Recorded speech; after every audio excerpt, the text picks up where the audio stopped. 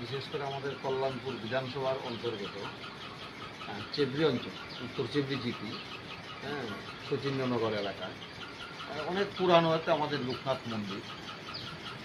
সেটা অনেক দিন ধরেই এখনো প্রতিষ্ঠিত।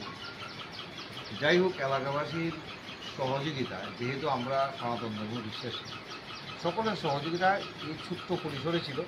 আস্তে আস্তে করে আজকে এটা অনেক বড় পরিসরে হয়েছে। সেই জায়গায় আমরা আমাদের কল্যাণপুর মণ্ডল, ভারতীয় জনতা পার্টি মণ্ডলের পক্ষ থেকে এই মন্দিরের সুন্দরতা এবং ভূমি, বিশেষ করে যে ভূমির ব্যবস্থাটা সঠিক ছিল না, সেখানে অনেক জায়গার দরকার।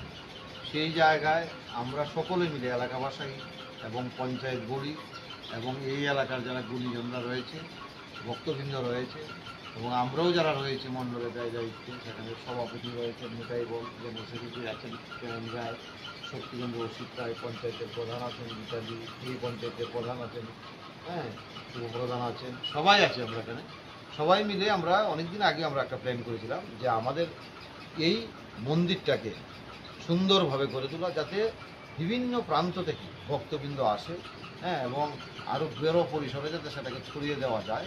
তার জন্য আমাদের সকলেরই একটু চেষ্টা। তার জন্যই আজকে সকলে মিলে আশ্রমের যিনি পূজারী রয়েছেন ওনার হাতে তার এই সুন্দরায়নের জন্য এবং ভূমির বিষয়ের জন্য আমরা প্রায় 1,80,000 টাকা ওনার হাতে তুলে দিয়েছি।